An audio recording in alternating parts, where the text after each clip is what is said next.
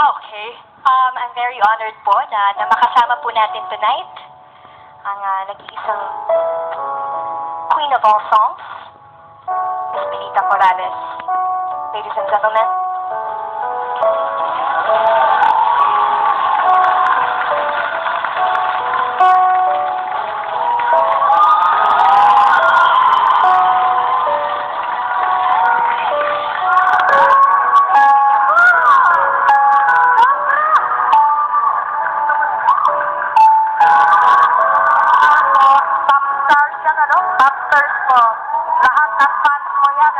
Yes, Polita. Tita, thank you so much po at naging mag-iinan sila. Ay, alam mo, Sarah, matagal ko nang gustong sabihin ito. Alam ni ni Louie yan. Maliit pa akong bata, gusto ko na mag-guess kayo. Tita, naniniwala ako dyan. It's a pleasure, Sarah. Especially being with a person like you na talagang hindi ka nag-iiba. Noong ka pa maliit na ba, Sarah, ka na ngayon, ikaw pa rin, you never change, hindi lumaki ang ulo mo na tulad niya. Kaya masyado siyang blessed.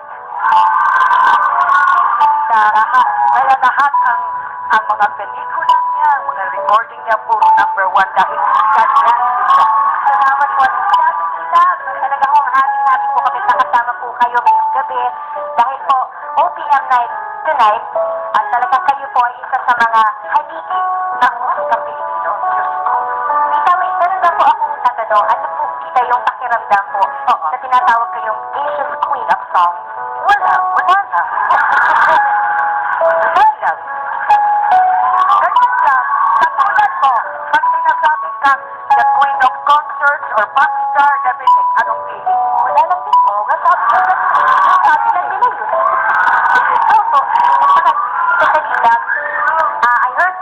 I've heard some of your songs at meron din pong in Tagalog, meron din Bisaya, English, Spanish.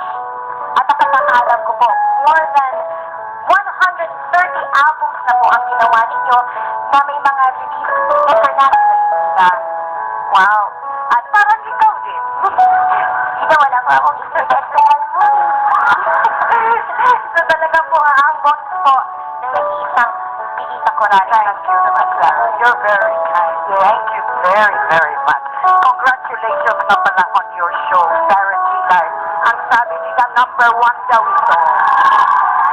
Sana po, dahil po sa inyo, maraming salamat po. At saka, Tita, curious lang po ako. Tita, paano po nagsimula yung tatakbo ninyong pag-iindihan po habang kumakanta? Saka pwede niyo ba akong turuan kung paano po gawin yung tamang pag-iyan na with grace, with voice, and very elegant style. Alam mo kasi, akala ng tao gagawa-gawa lang yun. Pero actually, pag kailangan akong kumanta ng mataas na tono, pag hindi ako gumanon, hindi aabot. Hindi ikaw. Ang boses mo talaga, meski saan ka tumindig, lalabas eh. Yung akin, pag hindi ako gumanon, I kept it na lang. Hindi ako magkakanta parang siguro when I do this, my lungs expand. So, lalabas ang boses ko. Wow. Pwede ko naman subukan. Subukan mo nga. Paano po ba yan? Sige po.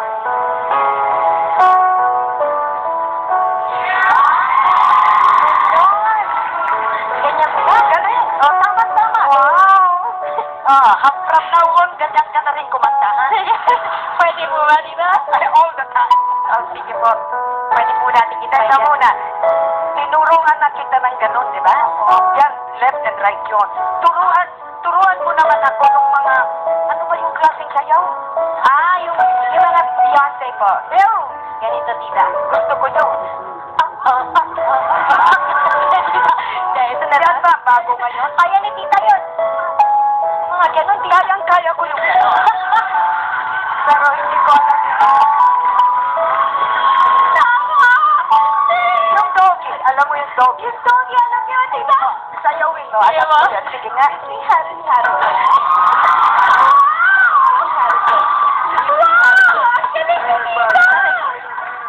Talagang with grace, talaga si Tita. At gano'n. Talagang updated si Tita. Sige pa, Tita. Susubukan ko po yung DNB niya sa song. Kayo ang magbantay, ha? Kung ginagawa niya o hindi. Pero teka, sandali, Louie. Apurado kang umuwi, ano? Nasaan yung slip mo? Ay, yung slip. Tita, di ko kaya yan, tita eh. Sabi nila sa akin, you have to wear a slip because Sarah will be wearing a slip. Dalawa na nga yung ginawa ko, wala ka pa rin. Imaginary na lang, tita. Okay.